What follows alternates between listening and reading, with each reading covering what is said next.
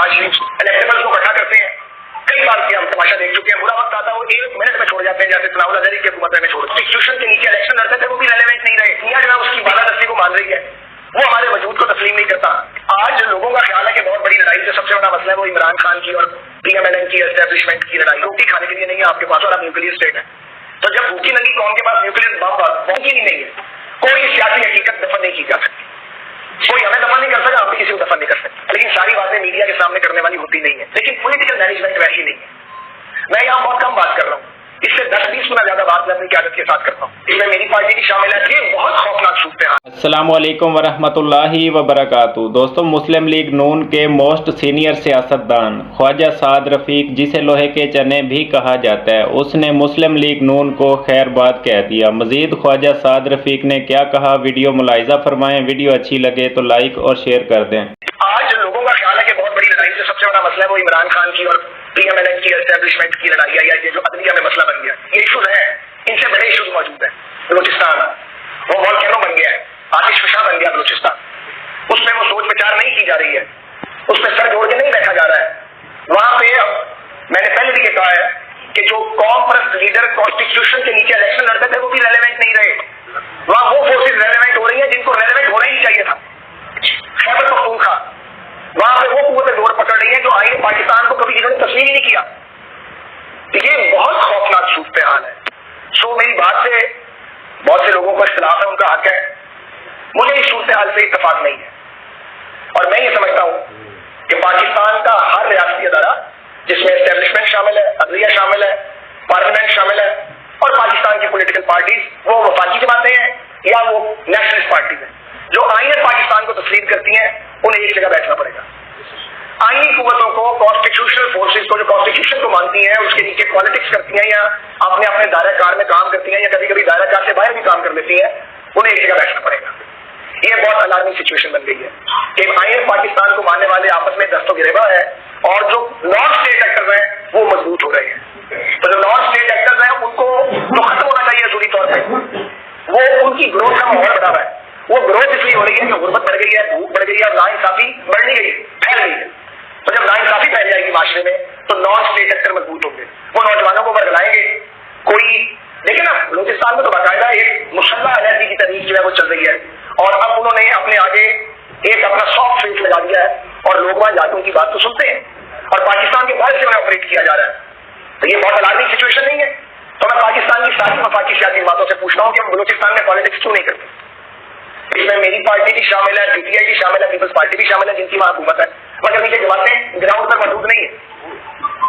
Electables को इकट्ठा करते हैं, कई बार किया, हम तमाशा देख चुके हैं। बुरा वक्त आता है वो 1 मिनट में छोड़ जाते हैं, जैसे सनाउल अजहरी की हुकूमत में छोड़ते थे। तो जो पहले छोड़ेंगे थे वो आइंदा क्या करेंगे। तो ये तजर्बा हमने कितनी बार करना है और ये गलती कितनी बार दोहराई जाएगी।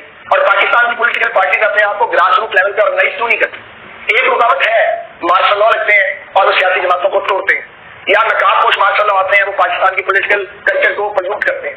लेकिन जब जमाना अमन आता है, हमें 10 साल अमन के मिलते हैं, तब भी हम काम नहीं करते और इंतजार करते रहते हैं कि अगली मुसीबत कब आएगी। फिर वो आ जाती है और फिर लड़ा नहीं जाता, फिर तितर हो जाते हैं। ये हर जमात के साथ हुआ है। तो हमने समझ ही नहीं सीखा।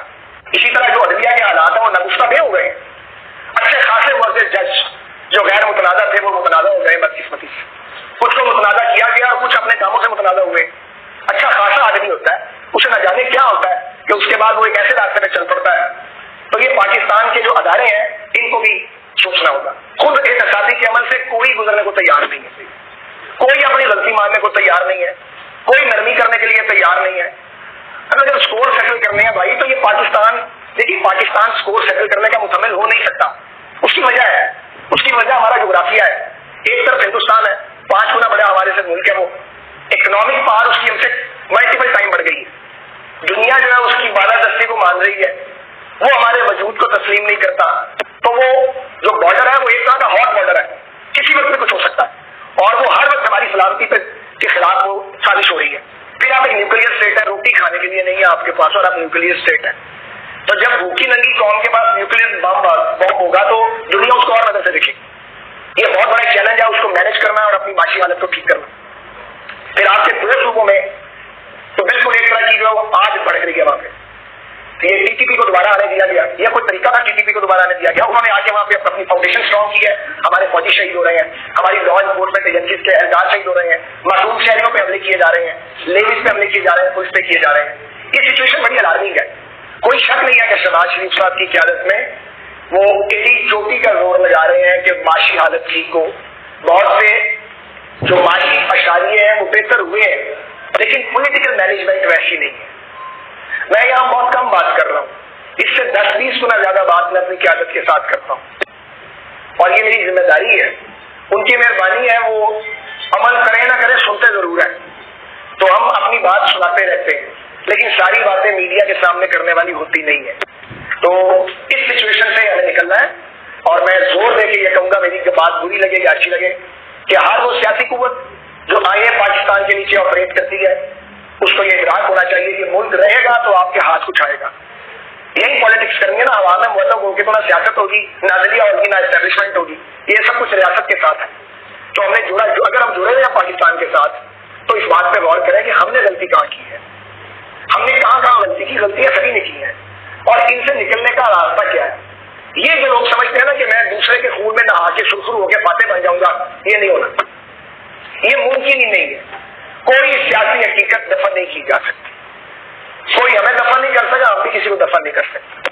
सिर्फ हम वक्त जाया करेंगे, एनर्जी जाया करेंगे और एक मुसीबत मजीद अपने गले डाल देंगे। सो अगर नॉन स्टेट एक्टर से बचना है, अगर पाकिस्तान के खिलाफ निकल के पाकिस्तान के खिलाफ बैरूनी साजिशों से बचना है, फिर पाकिस्तान में जो कुव्वतें आइन पर भरोसा रखती हैं या आइन को मानती हैं, उनको किसी न किसी हवाले से कॉमन पॉइंट्स के ऊपर इकट्ठे होना पड़ेगा। और ये मौजूदा जमहूरी निजाम जो हमें दिया गया है, इसके अंदर भी कुछ इंडिजिनस चेंजेस करने पड़ेंगे, क्योंकि ये भी एक अहम मौजू है कि ये जो अरबपतियों और करोड़पतियों की जमहूरियत है, ये पाकिस्तान को इसने रीपे नहीं किया। ना तो रिमोट कंट्रोल से जमहूरियत चल सकती है और ना अरबपतियों की जमहूरियत जो वो डिलीवर कर सकती है। ये करके देख लिया पिछले 75-76 साल में।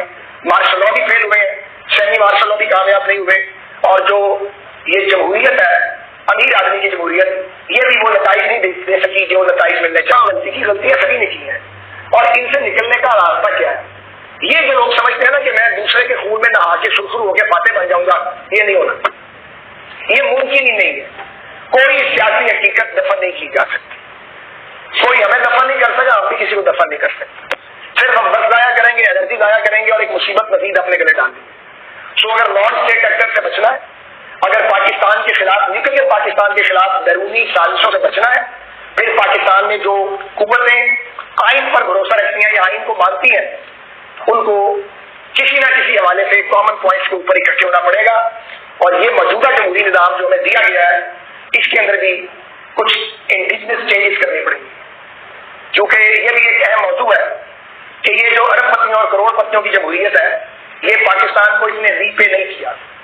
ना तो रिमोट कंट्रोल से जमहूरियत चल सकती है और ना अरबपतियों की जमहूरियत जो वो डिलीवर कर सकती है। ये करके देख लिया पिछले 75-76 साल में। मार्शल लॉ भी फेल हुए हैं, शहरी मार्शल लॉ भी कामयाब नहीं हुए, और जो ये जमहूरियत है, अमीर आदमी की